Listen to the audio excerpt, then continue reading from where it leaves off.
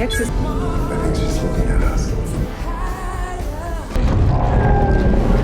Welcome to Screen Recaps, and today we are going to be recapping the movie Meg 2, The Trench.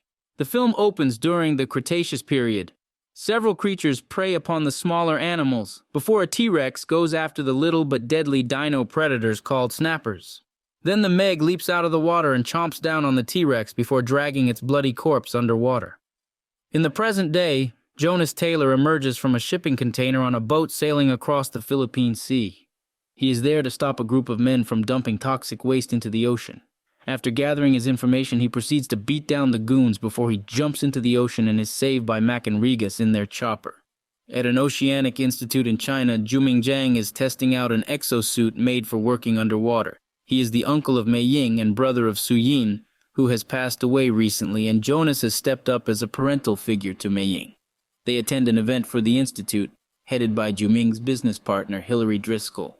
Juming pays tribute to Su Yin and their father and vows to continue ocean-based research in their honor. Juming then presents Heike, a captured megalodon, that appears to respond to his commands. Meanwhile, Jonas notices a suspicious man named Montes eyeing him at the event.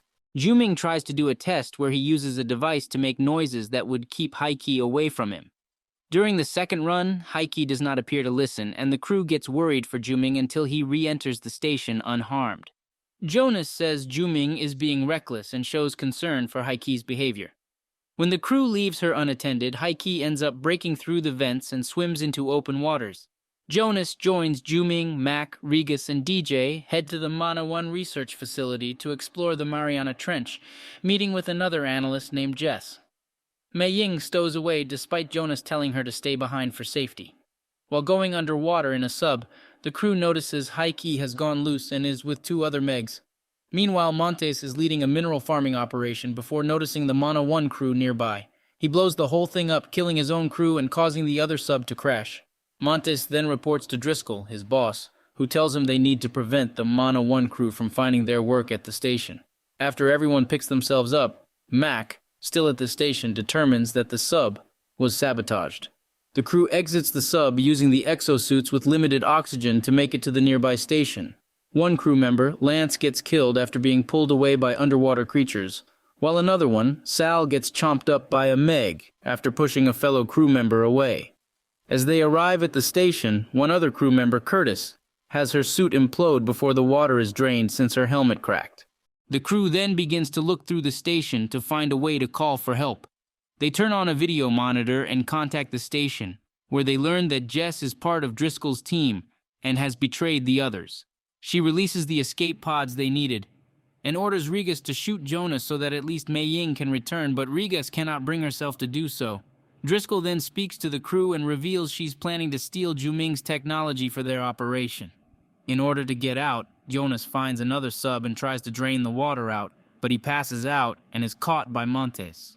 He reveals he has a personal grudge with Jonas because he had him imprisoned a while back for his criminal activities. They get into a brief fight, but Jonas is able to get the crew onto the sub to get out of there. Meanwhile, Mac and DJ watch video footage showing Jess sabotaging the sub and learning of her deception. Driscoll's mercenaries go after them, but the two manage to jump into the ocean to get away. Unfortunately, they are caught anyway. Jonas and the crew make it back to Mana 1 and fight the mercs to free Mac and DJ. The Megs then start making their way to the station as Montes rejoins Jess, who is his girlfriend. Jess speaks to Driscoll and assures her she is behind Meg-proof glass. And then one of the Megs chomps through it and swallows Jess whole, leaving Montes distraught. The station then starts to take in water, so the crew boards a raft to get away. The mercs follow them in their own raft, but they become Meg food as well.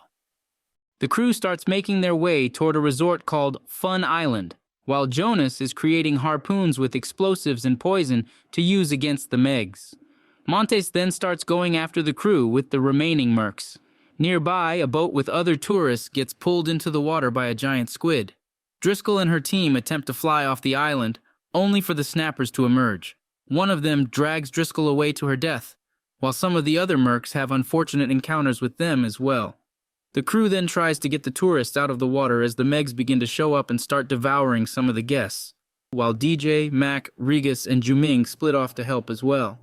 The four encounter the remaining mercs who hold them at gunpoint until Mac gets DJ to open a door, allowing the snappers to come in and eat them so that they can run away. Mac and Juming find Driscoll's chopper and start to make their way out, setting the snappers on fire as they charge toward them after spraying them with jet fuel.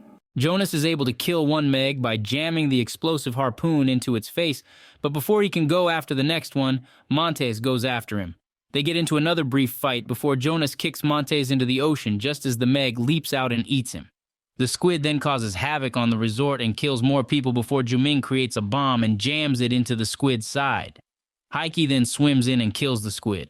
The last Meg goes after Jonas after he draws attention to it, and he uses a broken chopper blade to impale the Meg through the mouth. Jonas, Mac, and Juming get in the water to swim back to land, but Heike starts coming their way. Juming uses his device to get her to swim around them and turn around.